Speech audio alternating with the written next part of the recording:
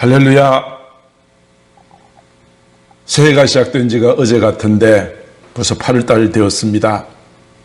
코로나 때문에 정신없이 지나갔지만 또 함께 모여 예배하는 모든 일들에 여러 가지 제약도 있었지만 여러분들의 믿음이 흐트러지지 않고 끝까지 정진해 나갈 수 있게 되기를 간절히 소망합니다.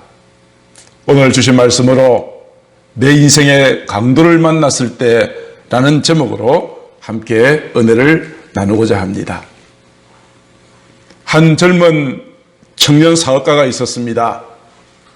그가 아주 멋진 최고급 승용차를 타고 운전을 하고 있는데 한 소년이 그 차에 돌을 던져서 차에 상처가 생겼습니다. 화가 난 그 청년은 차에서 내려서 돌을 던진 그 소년의 멱살을 잡고 소리를 질렀습니다. 야! 이게 무슨 짓이야? 이 비싼 차에 상처를 냈으니 내 엄마 아빠인데 가자. 내가 변상받아야 되겠어. 화를 냈습니다. 그랬더니 이 소년이 울면서 이렇게 말합니다. 아저씨, 제가 돌을 던지지 않았더라면 아무도 차를 세워주지 않았을 거예요. 저기 우리 형이 휠체어를 타고 가다가 뒤집어져서 넘어져 쓰러져 있는데 아무도 도와줄 자가 없어서 그랬어요. 아저씨 잘못했어요. 용서해 주세요. 이 소년의 말을 듣는 이 청년의 가슴이 울컥하는 것이 느껴졌습니다. 그리고 말없이 가서 휠체어에 넘어져 있는 형을 바로 태워주었습니다. 물론 그 아이에게 차량을 변상하라고 요구하지도 않았고 그 사람은 일부러 그 차를 수리하지 않고 다녔습니다. 상처가 난 자기의 차를 볼 때마다 그래, 누군가 나에게 어려움을 당해서 도움을 요청한다면 나는 거절하지 않으리라 그렇게 다짐했다고 합니다. 사랑하는 성도 여러분, 우리 주변에는 어려움을 당하고 고통을 당하되 도와줄 자가 없어서 많은 사람들이 쓰러져 있고 낙담해 있습니다. 오늘 그런 사람들 향해서 우리가 믿는 사람으로서 어떤 삶의 본을 보여야 할지 깊이 생각하는 오늘이 되었으면 합니다. 오늘 본문에 있는 말씀은 선한 사마리아 사람의 이야기입니다. 어느 율법교사가 예수님께 질문합니다. 예수님, 모든 율법은 하나님을 사랑하라고 하셨고 내 이웃을 내 몸같이 사랑하라고 하신 말씀을 저는 잘 알고 있습니다. 그런데 내가 정말 사랑해야 할 내 이웃은 누구입니까? 라고 질문을 합니다. 이에 대하여서 오늘 예수님께서는 강도를 만난 사람의 비유를 통하여서 그 율법교사에게 교훈을 주려 하신 것입니다. 한 사람이 예루살렘에서 여리고로 내려가다가 강도를 만났습니다. 그 강도는 그 사람이 가지고 있는 모든 것을 다 빼앗아갔을 뿐 아니라 옷을 벗겨서 심하게 때리고 그의 실신 상태에 죽을 위기에 있는 그 사람을 버려두고 가버렸습니다. 사랑하는 성도 여러분, 우리 인생에도 수많은 강도를 만나죠. 예상하지 못했던 사고와 질병, 사업의 어려움, 믿었던 사람들로부터 배신을 당하고 이 모든 것들이 우리 인생에 만나는 강도들입니다. 이런 일을 당할 때마다 많은 사람들은 말합니다. 왜 나에게 이런 일이 있을 수 있는가? 하나님을 원망하기도 하고 낙심하기도 하는 것이 우리의 모습입니다. 예수님께서 이렇게 말씀하셨습니다. 도둑이 여는 것은 도둑질하고 죽이고 멸망시키려는 것뿐이요. 우리 인생의 강도가 우리를 도우기 위해서 옵니까? 그렇지 않습니다. 그들이 오는 목적은 도둑질하고 죽이고 멸망시키려는 목적을 가지고 우리를 찾아온다 이 말입니다. 그러나 예수님께서 오신 목적은 무엇입니까? 우리에게 생명을 얻게 하고 더 풍성하게 주기 위해서 주님께서 오셨다라고 말씀하셨습니다.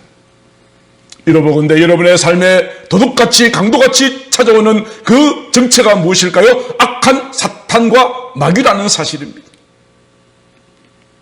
우는 사자와 같이 여러분을 넘어뜨리고 삼키려고 찾아오는 이 모든 악한 사탄과 마귀들, 여기에 피해를 당하고 어려움을 당하고 있는 수많은 사람들, 바로 저와 여러분들일 수도 있고 주변에 있는 사람들일 수도 있습니다. 그런데 오늘 본문에서 깊이 생각해 보아야 될 것이 있습니다. 왜 이 사람이 강도를 만나게 되었는가 하는 것이죠. 그 이유가 분명히 있다는 것을 오늘 예수님의 비유 가운데 우리에게 보여주고 있습니다. 오늘 보면 10절은 30절에 이렇게 말하고 있죠. 어떤 사람이 예루살렘에서 여리고로 내려가다가 강도를 만났습니다. 예루살렘이라고 하는 이름의 뜻은 하나님의 평강이라는 곳입니다. 예루살렘에는 하나님의 평강이 있습니다. 하나님의 도우심이 있습니다. 하나님의 은혜가 있습니다. 말씀이 있는 곳이 예루살렘입니다. 그러나 이 사람이 예루살렘에서 떠나서 여리고로 내려가다가 강도를 만났습니다. 여리고는 저주받은 도시입니다. 예루살렘은 하나님이 함께 하시는 축복의 도시요, 여리고는 저주의 도시입니다. 어떻게 그 이야기를 할 수 있습니까? 과거의 여호수아서에 보면 여호수아가 가나안 땅을 점령하면서 가장 먼저 공격하고 쟁취했던 땅의 성이 여리고 성이 아니었습니까? 여호수아가 그 여리고 성을 점령하고 난 다음에 이렇게 외쳤습니다. 여호수아가 그에게 맹세하여 이르되 누구든지 일어나서 이 여리고 성을 건축하는 자는 여호와 앞에 저주를 받을 것이다. 여리고 성은 저주의 땅이었습니다. 기초를 쌓을 때 마다들을 잃게 될 것이고 문을 세울 때에 막내를 잃게 될 것이라 이야기하였습니다. 이 저주의 성, 무너진 여리고 성을 열왕기상 16장에 보면 아합의 시대 때에 히엘이라고 하는 사람이 여리고를 건축하다가 맏아들 아비람을 잃었고 막내 아들 수굽을 잃어버렸습니다. 여리고 그 성은 저주의 도시였습니다. 예루살렘을 떠나서 저주의 도시 여리고로 내려갔기 때문에 그의 인생에 강도를 만나게 된 것입니다. 여리고는 어떤 길입니까? 영적으로 어떤 길이라고 우리가 생각할 수 있겠습니까? 이사야서 48장 22절 여호와께서 말씀하시되 악인에게는 평강이 없다 하셨느니라. 하나님의 평강의 도시 예루살렘을 떠났기 때문에 그에게는 평강이 없는 도시였습니다. 하나님을 떠난 삶에는 평강이 없습니다. 여리고로 내려가는 길은 평강이 없는 도시였다 하는 이야기입니다. 2차 세계대전 당시에 유대인들을 학살하는 데 앞장섰던 아돌프 하이히만이라는 사람이 있습니다. 2차 세계대전이 끝나고 이제 유대인들을 죽였던 하이히만을 체포하기 위하여 온 모든 수사기관들이 그를 추적하기 시작하였습니다. 하이히만은 자기 자신의 신분을 감추고 여기저기 도망치다가 마침내 체포되었습니다. 체포되자마자 그가 했던 말이 있습니다. 나는 어디에도 피할 길이 없을 줄 알았고 단 하루도 마음에 평안이 없었다라고 이야기했습니다. 여리고로 내려가는 그 길, 악인에게는 평강이 없습니다. 우리가 오직 주님 안에 있을 때 참된 평안이 있게 되어지는데 오늘 이 강도 만난 사람은 예루살렘을 떠나서 여리고로 내려가다가 평강이 없는 그 길을 가다가 강도를 만나게 되었다는 사실입니다. 또 여리고는 어떤 곳입니까? 전도서 5장 10절에 이렇게 말합니다. 그곳은 만족함이 없는 길이라고 이야기를 합니다. 은을 사랑하는 자는 은으로 만족하지 못하고 풍요를 사랑하는 자는 소득으로 만족하지 아니하나니 이것도 다 헛되었다라고 모든 부귀와 영화를 다 누렸던 솔로몬이 했던 고백입니다. 여리고로 내려가는 길에는 만족함이 없습니다. 사람을 보며 세상을 볼 때는 만족함이 없습니다. 오직 하나님을 바라볼 때에 진정한 만족과 행복이 보장되어지는 것입니다. 미국의 최고 갑부였고 세계적인 기업을 창업하였던 스티브 잡스라는 사람이 있습니다. 이 사람은 암으로 세상을 떠났습니다. 모든 부귀와 명예를 다 누렸지만은 그가 마지막 죽으면서 했던 고백이 있습니다. 나는 인생을 헛되이 살았다. 사람들이 볼 때는 그 성공한 기업가였으나 그가 마지막 죽음의 앞에서 했던 고백은 나는 인생을 헛되이 살았다라는 고백이었습니다. 하나님을 떠난 인생, 우리에게는 만족함이 없습니다. 여리고로 내려가는 길은 만족함이 없는 길입니다. 하나님을 떠나 세상으로 내려가는 길에는 만족함이 없습니다. 세 번째, 이륙으로 내려가는 길은 또 어떤 길입니까? 솔로몬이 잠언서 28장 1절에 이렇게 말합니다. 악인은 쫓아오는 자가 없어도 도망가나 의인은 사자같이 담대하니라. 이륙으로 내려가는 길은 도망가는 길입니다. 내 인생의 강도 만나지 않으려고 이리저리 도망다닙니다. 죄의 포로가 되어서 죄에 끌려다니는 삶입니다. 하나님의 심판, 하나님의 그 무서운 눈길을 피하여 여기저기 도망가지만 마침내 그 모든 죄와 저주 때문에 사망에 이르게 되고 심판에 이를 수밖에 없는 길, 그것이 여리고로 내려가는 길입니다. 또 여리고로 내려가는 길은 영적으로 어떤 의미를 가지고 있습니까? 그 길은 사망의 길입니다. 잠언서 16장 25절, 어떤 길은 사람이 보기에는 바르지만 필경은 사망의 길이다, 그렇게 말씀하고 있습니다. 생명이신 하나님을 떠난 길, 그 길은 사망이 있을 뿐입니다. 강단 위에 아름다운 꽃이 꽂혀 있습니다. 싱싱하게 보이고 살아있는 것처럼 보이지만 이 꽃은 죽은 꽃입니다. 왜요? 뿌리가 잘려있기 때문입니다. 하나님으로부터 떠난 인생, 살아있는 것 같으나 죽은 인생이요, 그 인생의 길을 걸어가면 필경 사망으로 도착하는 여리고로 내려가는 길, 이 길을 내려가다가 강도를 만나게 되어졌다는 사실입니다. 사랑하는 성도 여러분, 지금 여러분들은 어떤 길을 걸어가고 계십니까? 하나님을 떠나 세상으로 죄악으로 달려가고 계신다면 속히 그 걸음을 멈추시기를 바랍니다. 멈추셔야 됩니다. 그 길에는 강도가 기다리고 있습니다. 여러분의 모든 것을 빼앗고 죽이고 멸망시키려는 강도가 기다리고 있습니다. 예레미야 선지자는 이렇게 외쳤습니다. 예레미야 6장 16절, 여호와께서 이와 같이 말씀하시되 너희는 길에 서서 보며 옛적 길 곧 선한 길이 어디인지 알아보고 그리로 가라. 너희 심령이 평강을 얻으리라 말씀하셨습니다. 여리고로 가는 길이 아니라 다시 예루살렘 하나님의 거룩한 나라를 바라보고 믿음의 길로 걸어가야 합니다. 우리가 하나님 안에 있고 믿음 안에 있고 아름다운 믿음의 공동체 안에 속해 있을 때 악한 사탄과 마귀가 우리를 결단코 해치지 못할 것입니다. 하나님께서 지켜주실 것입니다. 이 강도는 여리고로 내려가다 강도 만났습니다. 여러분은 지금 어디로 가고 계십니까? 세상으로 달려가십니까? 멸망의 길인 줄 제가 말씀을 드림에도 불구하고 이 말씀을 거부하고 다시 세상 길로 여리고 길로 내려가신다면 여러분에게 평강도 만족함도 사라지게 될 것이고 도망치는 인생이 될 것이고 여러분에게는 필경 사망과 심판만이 여러분을 기다리게 될 것입니다. 강도를 만나서 쓰러져 있는 이 사람, 이제 누군가의 도움이 없이는 어떻게 살아갈 방법이 없는 환경입니다. 누가 도와주지 않으면 이 사람에게는 희망이 보이지 않습니다. 그런데 쓰러져서 희미하게 의식을 잃어가는 이 사람의 귀에 두 사람의 발자국 소리가 들립니다. 이 사람은 기대를 가집니다. 저 사람들이 나를 도와준다면 나는 살 수가 있을 거야. 더구나 그 사람은 누구였습니까? 제사장이요 레위인이었습니다. 종교 지도자들이니까 저 사람들이 나를 도와줄 것이라고 생각을 했던 것이죠. 그러나 그 결말은 어떠하였습니까? 그렇지 않았습니다. 사람들이 있는 곳에서는 거룩한 종교의 옷을 입고 경건한 삶을 사는 것처럼 보였지만 아무도 보는 사람이 없습니다. 강도 만난 사람을 보니 자기도 강도를 당할까 마음에 두려움이 생겼습니다. 그래서 그는 이 사람을 도와주기는커녕 그놈아 나 살리라고 얼른 피해버렸습니다. 점점 더 멀어져가는 발자국 소리를 들으면서 강도 만난 사람은 낙심합니다.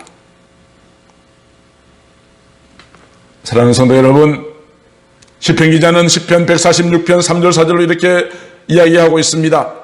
귀인들을 의지하지 말며 도울 힘이 없는 인생도 의지하지 말라.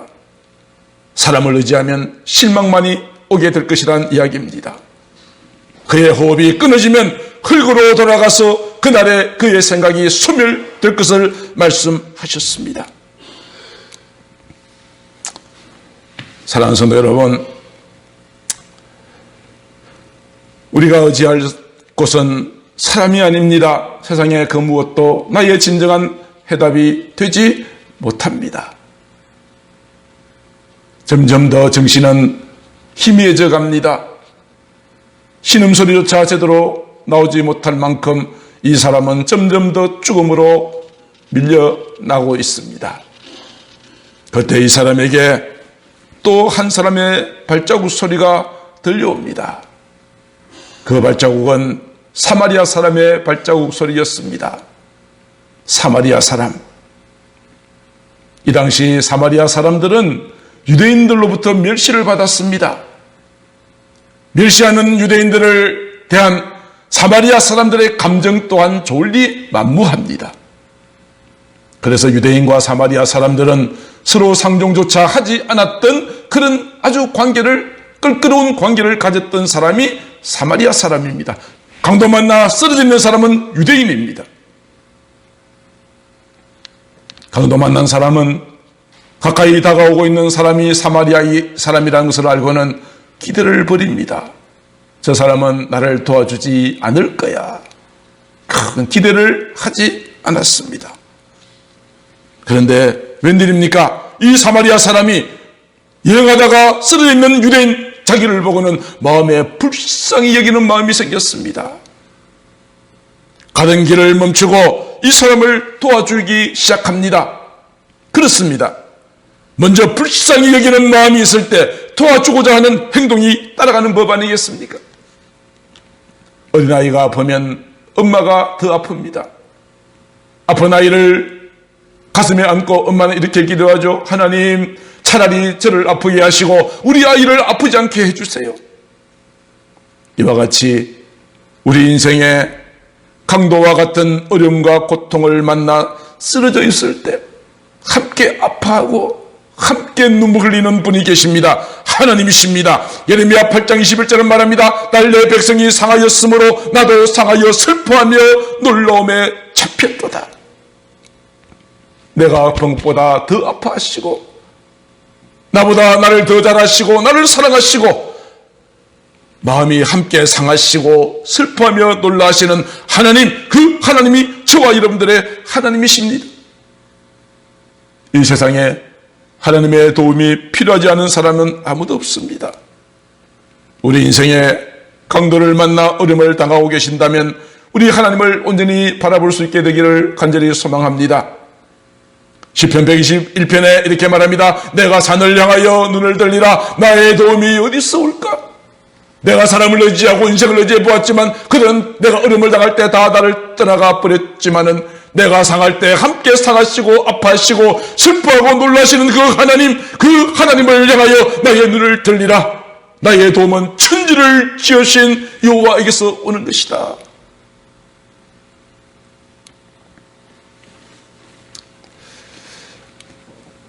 시편 146편에서는 야곱의 하나님을 자기 도움으로 삼고 여호와 자기 하나님에게 소망을 두는 자가 복이 있다고 하였습니다. 어떤 사람들은 이렇게 말합니다. 지금 내 어려운 사정은 아무도 몰라. 내 가족도 모르고 내 남편도 내 아내도 모르고 내 자식도 몰라. 하나님도 모르실 거야. 내가 지금 얼마나 어렵고 힘든지. 그렇게 생각하는 분이 계십니까? 시편 기자는 시편 94편 9절에서 이렇게 말합니다. 귀를 지으신 이가 듣지 아니하시겠는가? 눈을 만드신 이가 보지 않으시겠는가? 귀를 지으시고 눈을 만드신 하나님께서 들으시고 보시고 우리에게 도움의 손길을 내미신다는 것입니다. 오늘 여러분이 힘들어하시는 것 하나님은 다 보고 계십니다. 여러분의 눈물과 여러분의 모든 아픈 상처를 싸매주기를 원하시는 좋으신 우리 아버지 하나님이십니다. 이스라엘 백성들이 애굽에서 종살이할 때에 하나님께서는 이스라엘 백성들의 모든 고통을 분명히 보셨습니다. 출애굽기 3장 7절 여호와께서 이르시되 내가 애굽에 있는 내 백성의 고통을 분명히 보았다. 그들이 그들의 감독자로 말미암아 부르짖음을 내가 들었다. 그들의 근심을 안다. 오늘 여러분의 모든 고통당하는 것을 보고 계시고 기도의 소리를 듣고 계시고 모든 것을 다 아시는 하나님, 그 하나님께서는 이스라엘의 모세를 보내어서 애굽에서 해방의 축복을 허락하셨습니다. 예수님께서 제자들과 함께 계시다가 제자들을 배를 타고 건너편으로 가게 하시고 예수님이 홀로 산에 남아 계신 적이 있으셨습니다. 산에 올라가 기도를 하시는데 멀리 제자들을 보니 그 배가 풍랑이 일어서 제자들이 힘들어하는 것을 우리 주님께서 보셨습니다. 그래서 예수님께서는 그 바다 위를 걸어서 그들에게 가셨습니다. 가셨습니다. 풍랑을 잠잠케 하시고 그들을 평안하게 목적지까지 인도하셨습니다. 종살이하는 이스라엘 백성들, 풍랑을 만난 제자들, 강도를 만난 사람, 이들을 보고 계시고 그들의 신음소리를 듣고 계시고 그들을 도와주실 진정한 도움은 사람으로부터 비롯되는 것이 아니라 오직 하나님께로부터 시작되어지는 것입니다. 시편 146편 5절 야곱의 하나님을 자기의 도움으로 삼으며 여호와 자기 하나님에게 자기의 소망을 두는 자는 복이 있다고 말씀하셨습니다. 사랑하는 성도 여러분, 때로는 나는 버려진 존재인가 잊혀진 존재인가 느끼실 때가 있을 것입니다. 그러나 여러분은 하나님이 보실 때에 그 무엇과도 비교할 수 없을 만큼 소중한 존재라는 사실을 기억하십시다. 이사야 선지자는 이렇게 말했습니다.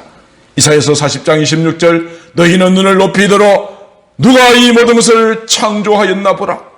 주께서는 수교대로 만상을 이끌어내시고 그들의 모든 이름 여러분들의 각각의 이름을 부르시나니 그의 권세가 크고 그의 능력이 강함으로 하나도 빠짐이 없느니라.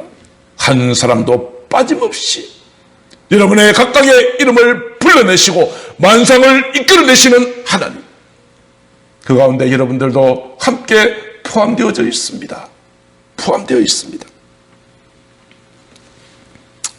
사랑하는 성도 여러분, 우리는 결코 버림받거나 잊혀진 존재가 아닙니다. 매우 소중한 존재라는 사실을 기억할 수 있게 되기를 바랍니다. 이사야 선지자는 이렇게 고백하였죠. 이사야서 49장 15절로 16절 여인이 어찌 그 젖 먹는 자식을 잊어버리겠느냐? 자기 태에서 난 아들을 긍휼히 여기지 않겠느냐? 그들은 혹시 잊어버린다 할지라도 나 여호와 하나님은 너를 잊지 아니할 것이다. 내가 너를 내 손바닥에 새겼고 너의 성벽이 항상 내 앞에 있다고 말씀하셨습니다.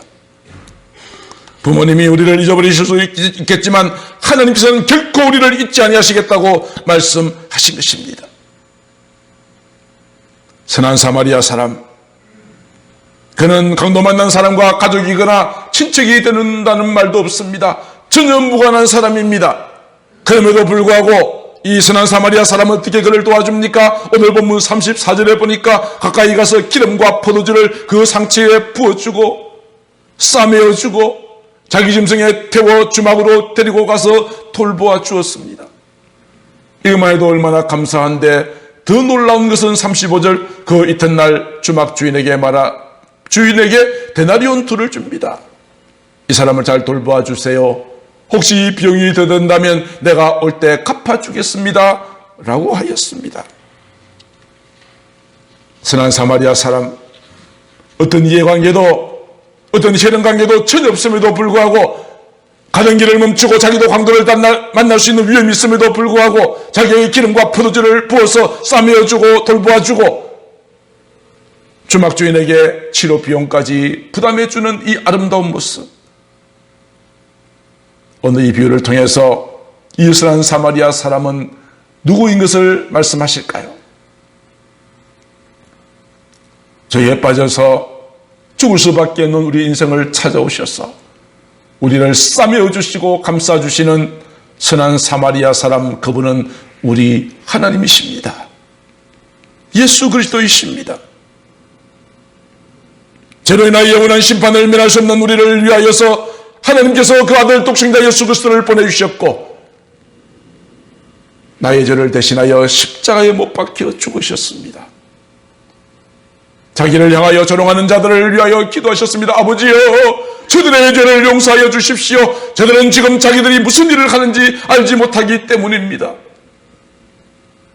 마지막 물 한 방울, 피 한 방울까지 아낌없이 쏟아 부어주시면서 우리를 사랑하시되 끝까지 사랑하셨던 진정한 선한 사마리아 사람, 그분은 바로 예수 그리스도, 하나님의 아들 예수 그리스도이심을 오늘 우리에게 보여주고 계십니다. 이 사랑이 놀랍지 않으십니까? 이 은혜가 너무나도 크지 않으십니까?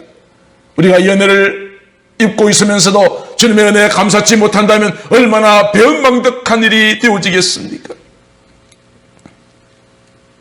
오늘 이야기를 마치신 예수님께서는 자기에게 질문을 한 율법교사를 향해서 이렇게 질문을 하지요.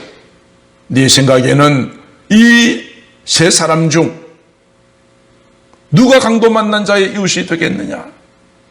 제사장, 레위인, 그리고 네가 그토록 싫어하는 사마리아 사람, 이 셋 중에 누가 진정한 이웃이냐? 율법교사는 말합니다. 자비를 베푼 자가 진정한 이웃이 됩니다. 그래, 너 알기는 참 잘 아는구나. 아는 데만 그치면 안 된다 이 말입니다. 예수님께서 이 율법교사에게 이렇게 말씀하십니다. 가서 너도 이와 같이 하라. 가서 너도 이와 같이 하라. 우리가 말씀을 듣는 데만 그치는 것이 아니라 우리가 들은 말씀대로 깨달은 대로 주님처럼 선한 사마리아 사람처럼 우리가 돌보아 주어야 할 사람에게 가서 아름다운 사랑의 섬김을 해야 한다는 것을 말씀합니다. 말씀을 마치고자 합니다. 사랑하는 성도 여러분, 여러분의 인생의 강도를 만나셨습니까? 어려움 때문에 일어설 힘조차 사라져버리고 낙심과 눈물 속에서 살아가고 계십니까? 코로나 때문에 여러 가지로 사업에 어려움을 당하고 물질 때문에 어려움을 당하고 건강에 어려움을 당하고 실직의 위기에 있는 분들도 있죠. 이것이 우리 인생에 찾아온 강도입니다. 예배 잘 드리지 못해서 우리의 신앙이 식어져 버리고 주님을 향한 뜨거웠던 열정이 식어져 버리고 구원의 감격을 도둑질당하고 뺏겨버리고 믿음을 뺏겨버리는 이 모든 것들이 우리 인생에 찾아오는 강도입니다. 우리의 여리고를 향한 우리의 발걸음을 예루살렘으로 다시 향하게 해야 합니다. 주님 앞으로 나아가야 합니다. 예배의 자리로 나오셔야 합니다. 사람 의지하지 마시고 오직 하나님만 의지하십시오. 그래야만 우리의 간구를 들으시고 우리의 형편을 보시는 하나님께서 우리를 도와주실 줄로 믿습니다. 그리고 또 한 가지, 이제 우리의 주변을 돌아보십시다. 우리 주변에 강도를 만나 어려움을 당하고 있는 이웃들이 있습니다. 제사장과 레위인처럼 나는 모르겠다 하고 도망치는 자가 되지 맙시다. 우리가 선한 사마리아 사람처럼 그들을 향하여 사랑의 손길을 베풀어주는 아름다운 향기나는 삶을 살아가십시오. 꽃의 향기는 심리를 가고 말의 향기는 천리를 가고 나눔의 향기는 만리를 가고 사랑의 향기는 영원히 가는 것입니다. 아름다운 사랑을 영원토록 나눠줄 수 있는 우리 모든 성도님들 다 되시기를 주의 이름으로 축복합니다. 주님께서 우리에게 명령하십니다. 가서 너도 이와 같이 하라. 네가 선한 사마리아처럼 살라 하는 뜻입니다. 이제 우리가 가는 곳마다 쓰러져 있는 사람들이 다시 일어서고 연약한 자가 담대함을 얻고 병든 자가 고침받고 치료받고 능력받는 귀한 선한 사마리아의 사람의 그 복된 걸음 걸어가시는 우리 모두가 되어지실 수 있기를 우리 주 예수님의 이름으로 축복합니다. 기도하겠습니다. 사랑하는 아버지 하나님, 우리 인생에는 수많은 고통과 어려움이 우리 앞을 가로막고 있습니다. 내가 원하지 않는 강도와 같은 모든 불행들이 나의 삶을 송두리째 뺏어가고자 하고 있습니다. 주여, 그러나 우리가 여리고로 가는 길을 멈추고 다시 하나님의 거룩한 보좌를 바라보고 믿음으로 주 앞에 나아가는 순간 하나님께서는 우리를 반드시 도와주시고 인도하여 주실 줄로 믿습니다. 주여, 또한 우리도 강도 만난 사람들에게 아름다운 선한 사마리아 사람처럼 나눔과 사랑의 복된 삶을 살아가는 저희들이 되게 하여 주시옵소서. 코로나 때문에 많은 사람들이 절망과 고통 가운데 낙심하며 살아가고 있지만 주를 믿는 저희들, 주여, 오늘 또 나를 도우시고 나와 함께 하시고 나에게 사랑의 손길을 펴시는 주님, 그 사랑을, 그 은혜를 받은 자로서 이 사랑을 또한 함께 나누어주는 아름다운 삶이 되게 하여 주시옵소서. 이 모든 말씀을 사랑이 많으신 우리 구주 예수님 이름으로 기도드리옵나이다. 아멘.